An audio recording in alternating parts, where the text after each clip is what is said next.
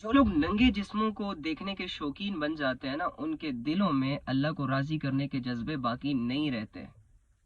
آپ لوگ مان لیں اس بات کو کہ آپ کے ایمان کو چوری کیا جا رہا ہے، بہت ایک شاطر طریقے کے ساتھ۔ تمہارے دشمن، تمہارے اسلام کے دشمن، تمہارے اللہ کے دشمن، وہ لوگ جو کسی شریعت کے پابند ہی نہیں ہیں، وہ لوگ جو بے لگام گھوڑوں کی طرح اپنی زندگی گزار رہے ہیں، وہ تمہیں بھی اللہ کی نظروں میں گرانا چاہتے ہیں، اور اس کے لیے وہ محنت کر رہے ہیں۔ کہیں سے بھی کسی راہ چلتی ہوئی لڑکی کو پیسے دے کر اپوائنٹ کرتے ہیں، کیمرے کے سامنے اپنے جسم سے کپڑے اتارنے کے بھی پیسے دیے جاتے ہیں، پھر ان کے جسم کو ایک فیک طریقے کے ساتھ تمہارے سامنے پیش کیا جاتا ہے، بہت سارے فلٹرز لگا کر ان کی بیوٹیز کو نکھارا جاتا ہے، ایپس یوز کر کے ان کی ایکنیز کو دور کیا جاتا ہے، ان کی باڈی شیپس کو چینج کیا جاتا ہے، انہیں اسکرپٹ پکڑائی جاتی ہے کہ آپ لوگوں نے یہ باتیں کرنی ہے، یہ سینز کریٹ کرنے ہیں۔ اس طرح سے تم لوگوں نے مسلمانوں کو بے وقوف بنانا ہے، کیونکہ جب مسلمان تمہارا ننگا جسم دیکھے گا تو یہ اپنا ایمان ہاتھ میں لا کر تمہارے سامنے پیش کر دے گا، پھر یہ بھول جائے گا کہ یہ کسی محمد صلی اللہ علیہ وآلہ وسلم کا امتی ہے، اور اسلام کا ایک فالوور ہے، اور اللہ رب العزت کا ماننے والا ہے۔ یہ جسموں کی بھوک اس قدر گھنونی ہوتی ہے، بہت سارے مسلمانوں کو لگ گئی ہے۔ ان عقل کے اندھوں کو اتنا نہیں سمجھ آ رہا کہ دشمن تم پر محنت کر کے تمہارا ایمان تم سے چوری کرنا چاہ رہے ہیں۔ اب وہ ہاتھ ڈال کے تمہارے سینے سے تو ایمان نکال نہیں سکتے، لہٰذا تمہیں بے حیا بنا کر اللہ کی نظروں میں گرائیں گے۔ کیوں؟ کیونکہ وہ جانتے ہیں کہ دنیا کی کوئی ٹیکنالوجی، کوئی سپر پاور مسلمان کو نہیں گرا سکتی۔ اگر ہم سارے یونائٹ ہو کر بھی مسلمانوں کا مقابلہ کریں نا، تو مسلمانوں کے ایمان کے سامنے ہماری ساری ٹیکنالوجیز، ہماری ساری چیزیں بے بس ہو جائیں گی۔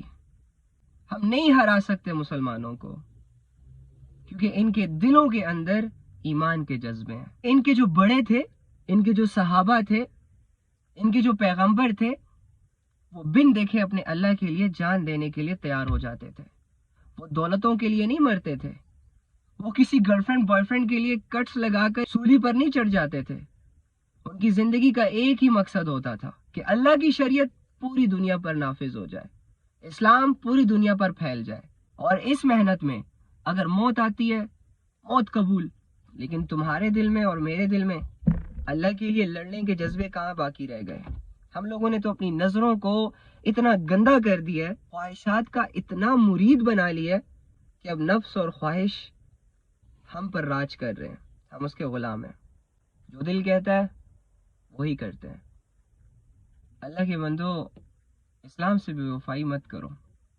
بڑے بڑے فرعون چلے گئے ہیں اس دنیا سے، مال کما کر، لوگوں کی عزتیں اتار کر، کچھ ہاتھ نہیں آیا ان کے۔ تو تم بھی اپنی زندگی میں چھوٹا سا فرعون بن کے نہ مرنا، ایک مسلمان بن کے مرنا، اور یہ دولت جو تمہیں بائی چانس مل گئی ہے اللہ کی طرف سے، اس کی حفاظت کرو،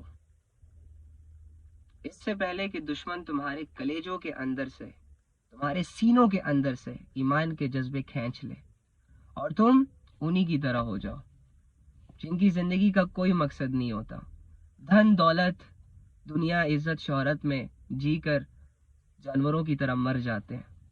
تم اس دنیا میں ایک مقصد کے ساتھ آئے ہو۔ افحسبتم انما خلقناکم عبثا وانکم الینا لا ترجعون، تم کیا گمان کرتے ہو، کیا سمجھتے ہو ایویں ہی پیدا کر دی گئے ہو، میرے پاس لوٹ کر نہیں آؤ گے؟ پوچھوں گا نہیں یہ کیوں کرتے رہے، تمہیں پتہ نہیں تھا یہ نہیں کرنا؟ کون سی ہمت تھی تمہارے پاس، کون سی ایسی طاقت تھی تمہارے پاس کہ اپنے رب سے لڑنے کے لیے تیار ہو گئے تھے؟ جوانی ہے تم لوگوں کی، ٹائم ہے تم لوگوں کے پاس، اپنے اسلام کو اپنے ہاتھوں سے برباد مت کرو پلیز۔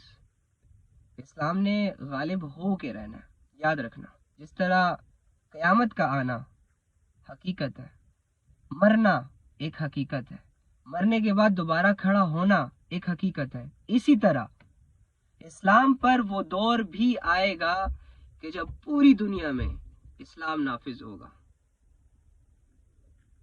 یہ جتنے بھی لوگ اسلام کی مخالفت کر رہے ہیں، ان کی نسلیں اسلام قبول کر چکی ہوں گی، اور اس دنیا میں اسلام کے علاوہ اور کوئی مذہب باقی نہیں بچے گا۔ ایک ایسا دور آئے گا انشاءاللہ، تو تم فرعون بن کر، ابو جہل بن کر اسلام کو کوئی نقصان نہیں پہنچا سکتے۔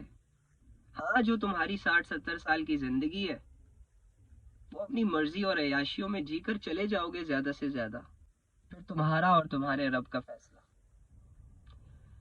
لیکن سوچ لو، ابھی بھی موقع ہے.